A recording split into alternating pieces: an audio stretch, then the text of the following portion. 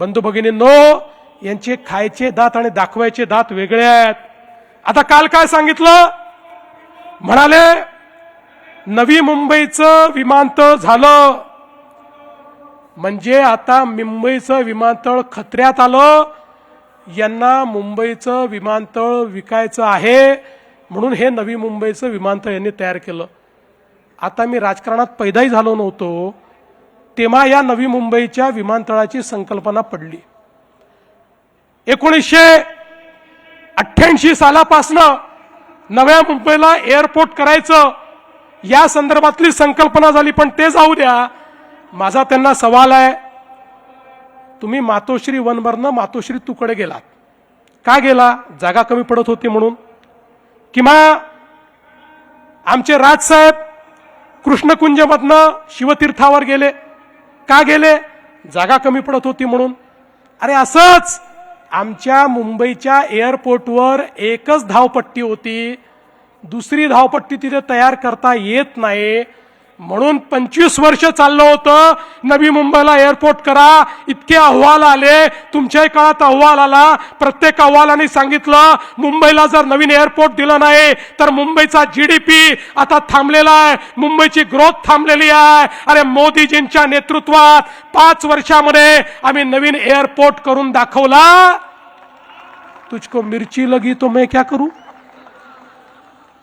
आणि आता सांगतो तिसरा एअरपोर्ट पण करणार आहे.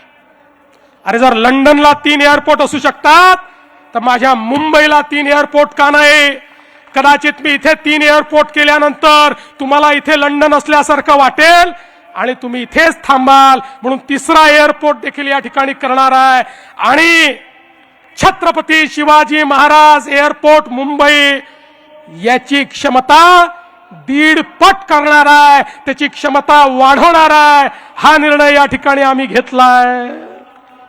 आणि म्हणून बंधू भगिनींनो, खऱ्या अर्थानं या ठिकाणी मुंबईकरांकरता आम्ही मेट्रो केली, मुंबईकरांकरता ईव्ही बसेस आम्ही घेतल्या, मुंबईच्या सबअर्बन रेल्वेला आधुनिक आम्ही त्या ठिकाणी करतोय, गरिबांना घर देतोय, बीडीडी चाळीत राहणाऱ्याला त्या ठिकाणी घर मिळालं, अभ्युदय नगरला घर मिळतंय, पत्रा चाळीत राहणाऱ्या त्या माझ्या मराठी माणसाला तुम्ही त्याचं घर हिरावून घेतलं होतं त्याला देखील घर देणारे आम्ही आहोत. आणि त्यासोबत या विशाल सह्याद्रीमध्ये आमचे जे लोक राहतात त्यांना घर देणारे आम्ही आहोत. या मुंबईमध्ये प्रत्येकाला घर देण्याचं काम हे आम्ही करतो. पण ज्या धारावीमध्ये घर देण्याचा निर्णय आम्ही घेतला, बंधू भगिनींनो, 2014 साली राजीव गांधी आले, ते म्हणाले धारावीचं रिडेव्हलपमेंट झालं पाहिजे. 30 वर्ष काही झालं नाही. मोदीजींचं सरकार आलं, 2014 नंतर केंद्र सरकारची जागा आम्ही घेतली आणि त्या ठिकाणी धारावीचं रिडेव्हलपमेंट करायचं ठरवलं. पहिलं टेंडर आम्ही दुसऱ्या विकासकाला दिलं होतं. सगळ्या प्रक्रिया पूर्ण केल्या होत्या. त्या प्रक्रिया पूर्ण करून टेंडर गेलं होतं. मग मला सांगा उद्धवजी, तुम्ही मुख्यमंत्री झाल्यावर ते टेंडर का रद्द केलं? तुम्हाला कोणाला टेंडर द्यायचं होतं म्हणून ते रद्द केलं. आता मी विचारू का की तुम्हालाच अडाणींना टेंडर द्यायचं होतं म्हणून तुम्ही ते टेंडर रद्द केलं? आणि म्हणून आम्ही पुन्हा सरकारमध्ये आलो त्यावेळेस लक्षात आलं यांनी अशा अटी शर्ती केल्या होत्या की या धारावीच्या रिडेव्हलपमेंट सोबत मुंबईवर टीडीआरची मोनोपोली झाली असती. आम्ही सांगितलं चालणार नाही.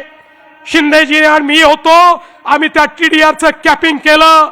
90% आपल्या डीएसआरच्या वर, या डीएसआरच्या वर किंमत देता येणार नाही म्हणून सांगितलं.